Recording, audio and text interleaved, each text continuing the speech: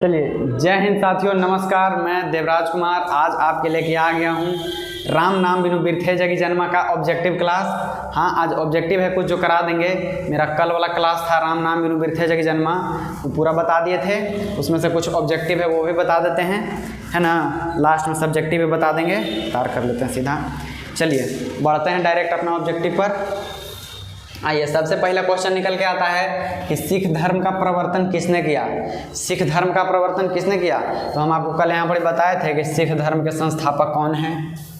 मार दीजिए एकदम सही क्वेश्चन, क्या बोलते हैं इसको, क्वेश्चन नहीं, आंसर ऑब्जेक्टिव ए हो जाएगा गुरु नानक देव जी, एकदम बिल्कुल सही जवाब। अब चलिए दूसरा क्वेश्चन है, गुरु नानक का जन्म स्थान कहाँ है। गुरु नानक देव जी का जन्म स्थान कहाँ है? नंदग्राम, तलवंडी ग्राम की गुरुग्राम की बेलसंडी। नहीं जी, बेलसंडी कहूँ सुने हम? नहीं सुने हैं बेलसंडी। ये है तलवंडी ग्राम। कहाँ में है? तलवंडी ग्राम, जिला लाहौर, पाकिस्तान, है ना।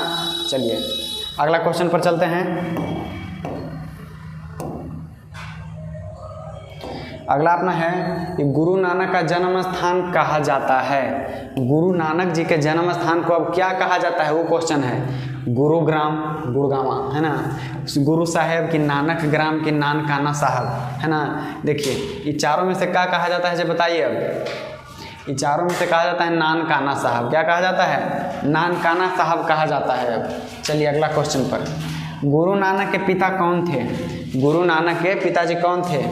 दीनबंधु खन्नी, है ना, मूलचंद खन्नी कि कालूचंद खत्री कि दयालचंद खन्नी। ये खन्नी कैसे हो गया जी? खत्री होना चाहिए था सब में, नहीं तो एकदम सिंपल पता लग रहा है आपको कि इनका होना चाहिए था पिताजी का नाम कालूचंद खत्री। चलिए कर लो चेंज, कालूचंद खत्री सही जवाब। चलिए अगला क्वेश्चन पर। आप क्या कीजिए, काम कीजिए, आप एगो पेज ले लीजिए, एगो पेपर ले लीजिए, पेन पेपर, और देख लीजिए कि कौन कौन सही मार रहे हैं और टिक आउट करते जाइए। ये इतना कि हम सही जवाब दिए हैं, फिर पता लगेगा कि कितना कंसंट्रेशन से पढ़े थे मेरा क्लास पिछल का। जो देखिए पाँचवा है कि गुरु नानक की माता का नाम क्या था। गुरु नानक देव जी के माता जी का नाम क्या था? तृप्ता कि तप्ता कि सीता कि अनुराधा। हम बताए थे कल कि उनके माता जी का नाम था तृप्ता। क्या नाम था? तृप्ता। अब चलिए अगला क्वेश्चन कि सिख धर्म के प्रवर्तक कौन थे। सिख धर्म के प्रवर्तक कौन थे? लगता है शुरू में ही बताए थे, है ना, शुरू में भी गुरु नानक देव जी हैं जी। हाँ, गुरु नानक। चलिए अगला क्वेश्चन। अगला क्वेश्चन कहता है कि किस मुगल सम्राट से गुरु नानक देव की भेंट हुई थी। किस मुगल सम्राट से गुरु नानक की भेंट हुई थी? हम लगता है कल आपको नहीं बताया था, ये छूट गया था, इसीलिए सभी क्लास करना इंपॉर्टेंट है। तो इसका सही जवाब हो जाएगा बाबर से। किससे? बाबर से। सम्राट बाबर से हो गया था भेंट गुरु नानक देव जी का। अब चलिए, गुरु नानक की रचनाओं का संग्रह किनके द्वारा किया गया? मतलब कि गुरु नानक देव जी के जो सब रचना है उनका संग्रह कौन किए? तो उनका संग्रह सभी किए गुरु अर्जुन देव।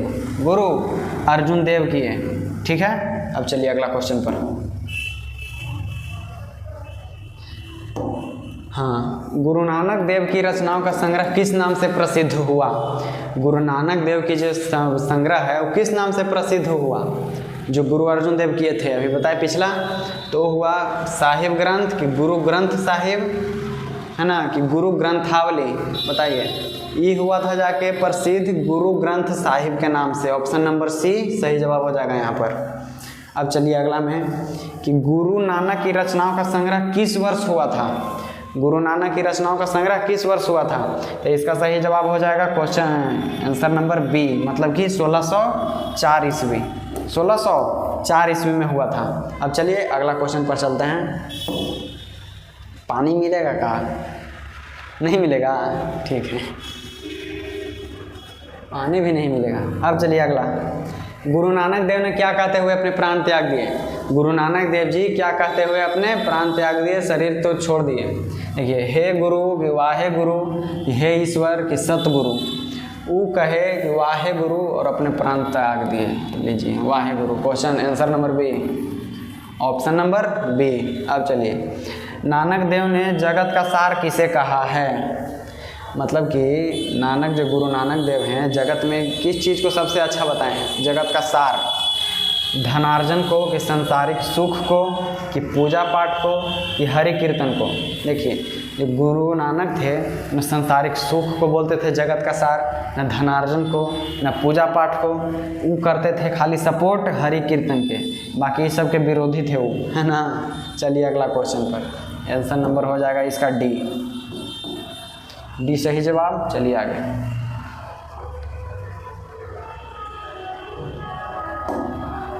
अब चलिए, किसके बिना संसार में जन्म लेना व्यर्थ है? किसके बिना संसार में जन्म लेना व्यर्थ है, बताइए आप। यश के बिना कि दान पुण्य के बिना, तीर्थाटन के बिना कि भागवत नाम के बिना, बताइए।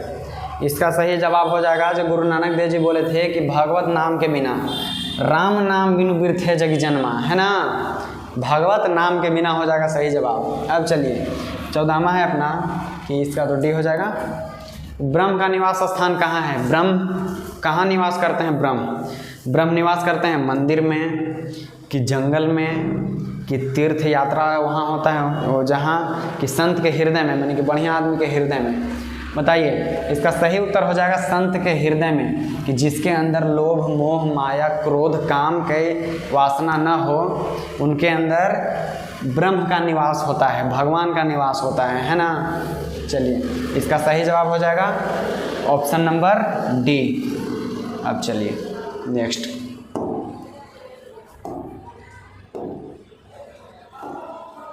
अगला क्वेश्चन है कि महियल का आधुनिक शब्द क्या है? मतलब कि महियल को क्या कहते हैं? महियल को कहते हैं महान आत्मा, कि महियल को कहते हैं कि महामानव, कि महियल को कहते हैं धरती पर, कि महियल मतलब होता है पहाड़ पर। हमारा सही जवाब हो जाएगा 7 करोड़ के लिए धरती पर। महियल को धरती पर कहते हैं, महियल मतलब धरती पर। अब चलिए ऑप्शन नंबर सी, वाणी कब विष के समान हो जाती है? हम कब बोलते हैं तो विष के समान हो जाती है? कड़वी बात बोलने पर, कि राम नाम के स्मरण किए बिना, मतलब राम का नाम नहीं लेने पर, कि असत्य भाषण बोलने पर, मैंने झूठा भाषण देने पर, कि मौन रहने पर, कि चुपचाप रहने पर। बताइए इसका सही जवाब बताइए एकदम खटाक से। इस जवाब बता दिए मतलब कि आपको 7 करोड़ आपको खाता में, 7 करोड़ खाता में, 7 करोड़ के लिए प्रश्न हमारा है। और इस प्रश्न का सही उत्तर होने जा रहा है option number B. Option number B, कि राम नाम के स्मरण के बिना इस जगत में जन्म लेना व्यर्थ है। अगला क्वेश्चन पर चलिए।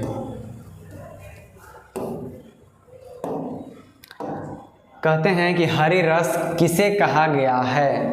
हरि रस किसे कहा गया है जिसको नानक ने झोली पिया, है ना।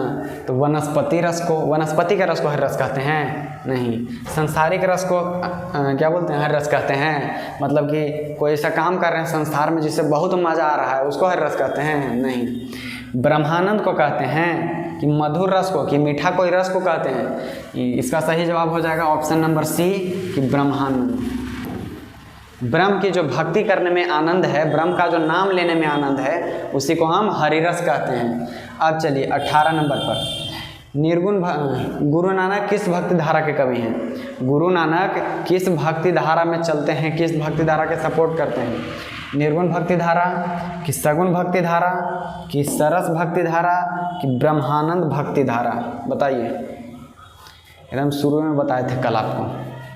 चलिए इसका सही जवाब हो जाएगा 7 करोड़ के लिए ऑप्शन नंबर ए, निर्गुण भक्ति धारा के, कि मन में ही ब्रह्म का नाम लीजिए, भगवान का नाम लीजिए, वहीं से पूजा पाठ आपका हो गया, वो वाले इंसान थे। अब चलिए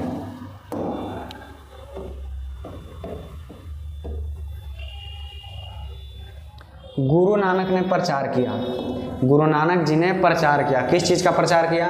देखिए गुरु नानक ने प्रचार किया कर्म कांड का, कि निर्गुण ब्रह्म की भक्ति का, कि पूजा पाठ का, कि सगुण ब्रह्म की भक्ति का।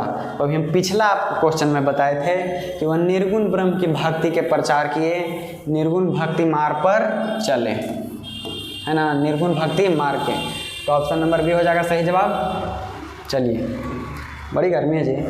अब बिस्मा कहता है कि गुरु नानक की रचनाओं के संग्रह को क्या कहते हैं? गुरु नानक की रचनाओं के संग्रह को क्या नाम दिए हैं? वाहे गुरु, कि गुरु ग्रंथ साहिब, कि नानकाना साहब, कि फतह साहब? बताइए इसका क्या हो जाएगा सही जवाब? इसका सही जवाब हो जाएगा 7 करोड़ के लिए गुरु ग्रंथ साहिब। गुरु ग्रंथ साहिब, गुरु ग्रंथ साहिब नाम से ही फेमस हुआ आगे चल के। अब चलिए इसका सही जवाब बी।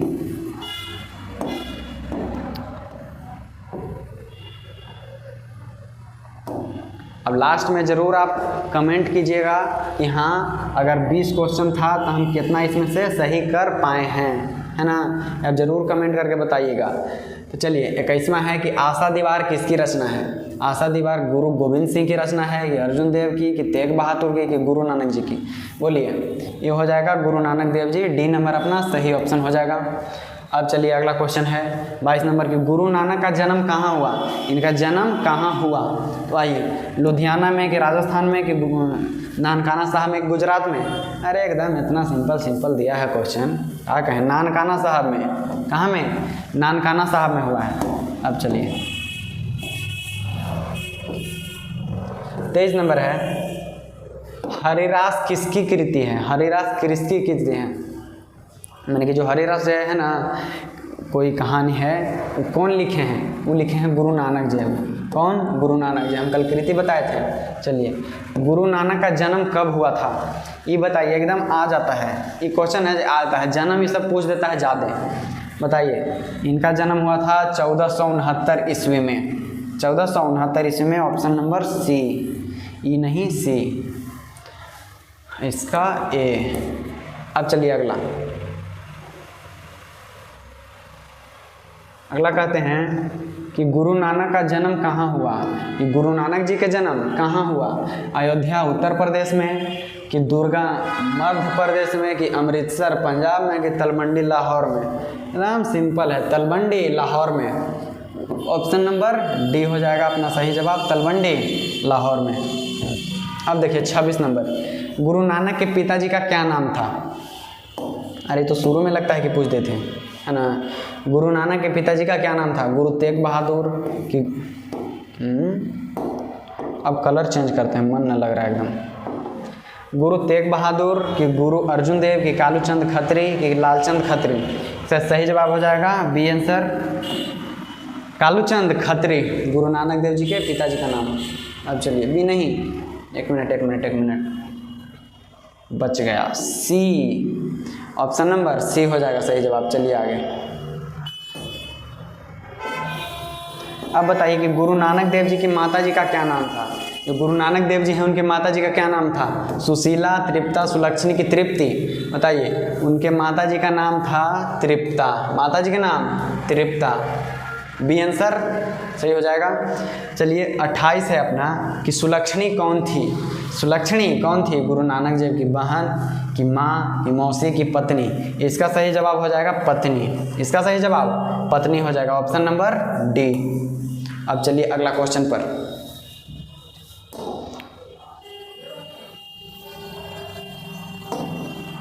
अब देखिए 29वां है कि गुरु नानक के पद किस भाषा में रचित हैं?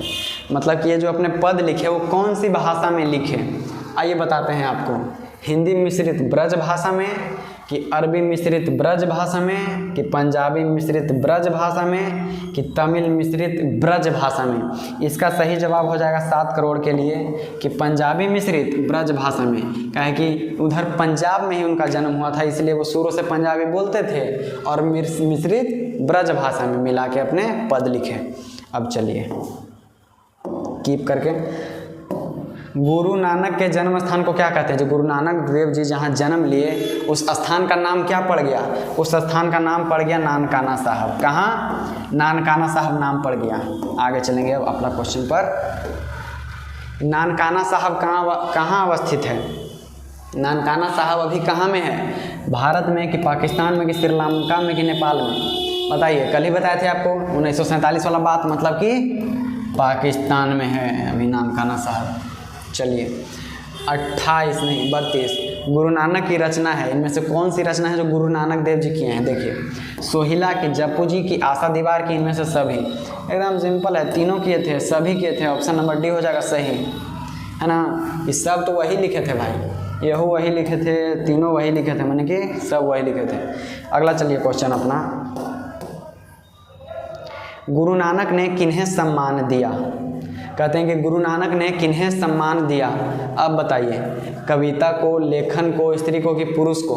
ये लगता है आपको नहीं बताए थे, लेकिन ये आप याद कर लीजिएगा कि स्त्री को। किसको? स्त्री को, है ना। अब चलिए 34, कौन पहले संत हैं जिन्होंने विदेशी आक्रमणकारियों को विरोध किया? आक्रमणकारियों को विरोध किया, विरोध में आवाज़ उठाया, कौन है पहले? एकदम सिंपल है, ये है अपने गुरु नानक देव जी। कौन है? Guru Nanak Dev ji, option number D. आगे चलेंगे, अब इसके साथ ही बढ़ते हैं आगे। जो नर दुख में दुख नहीं माने, यह जो लेख है किनके द्वारा लिखा गया है? ये कल ही पढ़ के आए हैं कि लिखे हैं गुरु नानक देव, है ना। राम नाम बिनु बिरथै जग जन्मा और जो नर दुख में दुख नहीं माने, कौन लिखे हैं? गुरु नानक देव जी। चलिए अब अगला पर चलते हैं अपना 36 नंबर। गुरु नानक का कथन किस कवि से मिलता है? ये जो अपने कथन लिखते हैं, कौन से कवि के कथन से इनका कथन मिलता जुलता लगता है? तो ये बता दें आपको कि लगता है कबीर दास के कथन के साथ, है ना। जैसे कबीर दास के कथन हैं, वैसे ही गुरु नानक देव जी के कथन मिलते जुलते लगते हैं। अब चलिए लास्ट क्वेश्चन होने जा रहा है अपना। अब गुरु नानक की मृत्यु कब हुई? देखिए, उनकी मृत्यु के साथ हम इस वीडियो को समाप्त करेंगे। इनकी मृत्यु कब हुई? तब 15 ईस्वी, क्या बोलते हैं, 15 ईस्वी नहीं जी, 1539 ईस्वी। कब? 1539 ईस्वी में इनकी मृत्यु हो गई। यह अपने प्राण वाह गुरु कहते हुए त्याग दिए, वाहे गुरु।